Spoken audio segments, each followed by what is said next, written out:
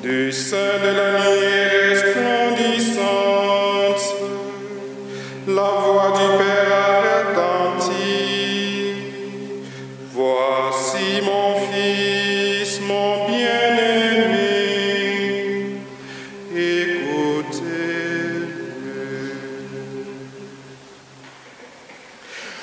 Gloire au Christ, par l'éternel du Dieu vivant. Gloire à toi, Seigneur.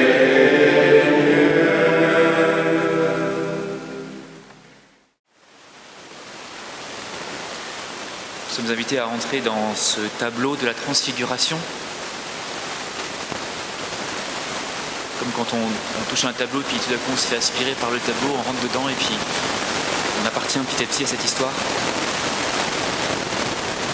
Nous aussi, nous sommes invités à appartenir à cette histoire. Nous sommes invités à monter sur cette montagne avec ces trois apôtres, Pierre, Jacques et Jean, et surtout avec Jésus.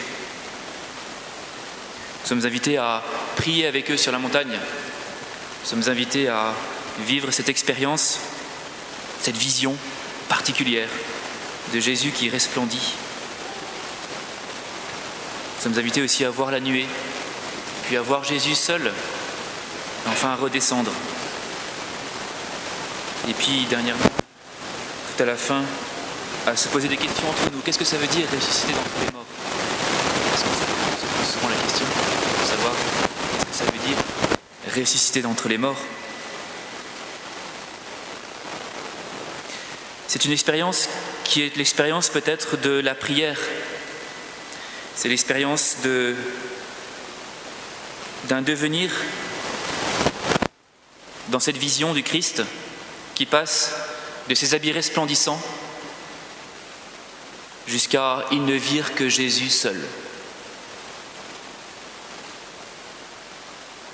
Et le devenir de cette vision, il se retrouve dans notre prière, dans notre manière de prier.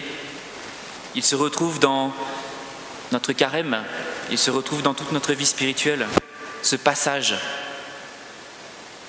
ce changement de vision. Peut-être même qu'il est le devenir de toute l'Église. Toute l'Église est appelée à vivre ce passage. De même que Pierre, Jacques et Jean sont appelés à vivre ce passage, ils sont les colonnes de l'Église, comme les appelle Paul. Et donc ils représentent toute l'Église. C'est en notre nom qu'ils sont là et qu'ils vivent ce passage. Ce passage du Christ comme vision de lumière, comme présence qui éblouit, présence qui rassure, présence qui attire, vers le Christ comme présence simple, désespérément quelconque, le Christ qui est là seul, comme un homme, au point qu'on ne sait même plus s'il est fils de Dieu ou pas. Alors essayons de voir un peu comment se fait ce passage. D'abord, cette présence de lumière qui apparaît. Il y a bien ces moments où, pour nous, la foi est tellement évidente. C'est la grande harmonie. L'Ancien Testament tout entier est là, le Nouveau aussi. La loi, les prophètes, la figure du Christ resplendit. Tout prend un sens dans notre vie. Mais oui, c'est bien ça. Il ne peut y avoir que le Christ. Comment est-ce qu'il peut encore y avoir des athées dans le monde? C'est pas possible.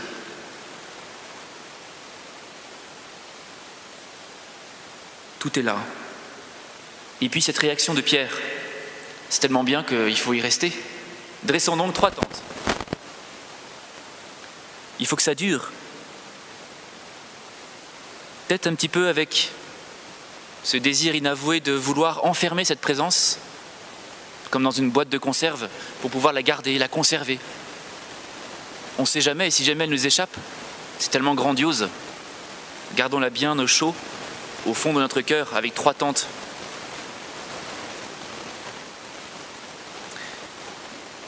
Mais nous ne savons pas ce que nous faisons, nous ne savons pas ce que nous disons.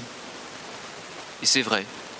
quand on est tout plein de Dieu, quand on est folle en Dieu, hein, comme disent les orientaux, eh bien on commence à dire des choses, on ne sait plus ce qu'on dit, on ne sait plus ce qu'on fait. On voit ça parfois, des gens qui sont, je sais pas, des nouveaux convertis par exemple, ce qu'ils disent et ce qu'ils font. Mais derrière on ne sait pas trop ce qu'on fait, ce qu'on dit, il y a quand même une petite chose qui n'est pas très purifiée, cette volonté de vouloir enfermer la présence. Peut-être que c'est pour ça que la nuée survient. La nuée les enveloppe, une nuée épaisse. Tout est noir, ils ne voient plus rien. Comme dans un brouillard dans la montagne, peut-être même pire. Le brouillard, ça reste encore lumineux, la nuée, elle peut être noire. L'obscurité survient. Dans notre foi, ça arrive aussi souvent. À ce moment-là, c'est l'affolement, on n'y voit plus rien. Tout semble être obscur. Mais où est-il ?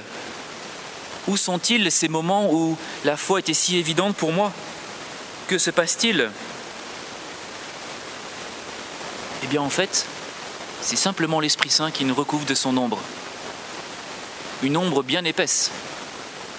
On ne pensait pas que quand l'ange dit à la Vierge Marie « L'Esprit te couvrira de son ombre », c'était une ombre aussi épaisse que ça. Eh bien si. Parce que quand l'Esprit Saint agit, il a besoin qu'on soit dans le noir.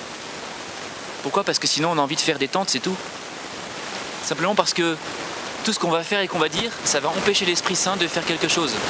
Donc s'il veut agir, il faut bien qu'il mette tout dans le noir, il éteigne les lumières, et à ce moment-là qu'on puisse se laisser faire, enfin.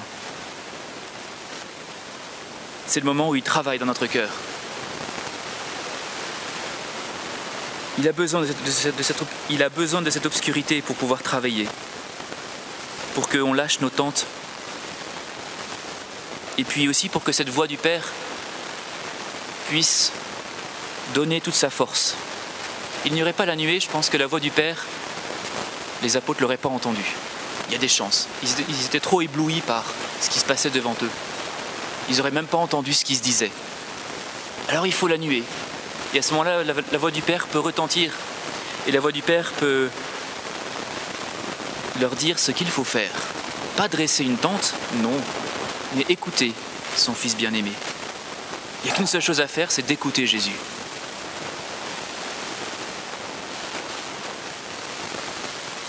Il y a besoin de l'obéissance quand on est dans les ténèbres. Il a besoin de cette voix qui nous dit où est le chemin. Ce n'est plus à nous de trouver le chemin. Ce n'est plus à nous de faire. Maintenant, il faut écouter. Il faut obéir. Et malgré tout, c'est une expérience qui est trinitaire. Nous, on s'imagine que quand c'est le noir, que c'est l'obscurité, que c'est la nuit de la foi, la nuit obscure, on s'imagine que c'est la fin, que c'est l'enfer, que c'est le péché, que c'est... Non. C'est une expérience trinitaire. Le Père, l'Esprit Saint et le Fils, qui nous envahit. Comme nos pensées sont loin des pensées du Seigneur, comme nos cadres sont loin des cadres du Seigneur, alors laissons-le faire. Et puis si on accepte de le laisser faire, eh bien, que se passera-t-il ? Jésus de nouveau sera là, mais dans cette présence si particulière de l'homme qui ne resplendit pas, une présence si quelconque, mais qui est la présence de la vraie vie. Notre vie, c'est pas une vie qui est extraordinaire comme ça. Notre vie avec le Christ, c'est pas une vie qui va aller de sommet en sommet et ça va être l'éblouissement perpétuel jusqu'à 90 ans, et puis là, ça sera l'éblouissement final. Simplement d'être là, avec le Christ et de marcher comme on peut. Et surtout d'aller travailler. Surtout de descendre la montagne, et puis c'est reparti. Il va falloir guérir les lépreux, il va falloir aller sur les chemins, il va falloir prêcher. Mais c'est là que la présence de Jésus va se vivre. C'est là aussi que, entre nous, nous pourrons nous poser la question, mais qu'est-ce que c'est ressusciter d'entre les morts ? Qu'est-ce que c'est que vivre du mystère pascal ? Donc c'est bien ce chemin vers Pâques qui se fait à travers nos expériences dans la prière, à travers l'expérience de l'éblouissement, l'expérience de la nuit, l'expérience de la routine. Petit à petit, c'est ce chemin pascal qui se fait en nous, qui va nous conduire jusqu'à Pâques, et qui va faire qu'ensemble, nous allons pouvoir recevoir le Christ ressuscité d'entre les morts.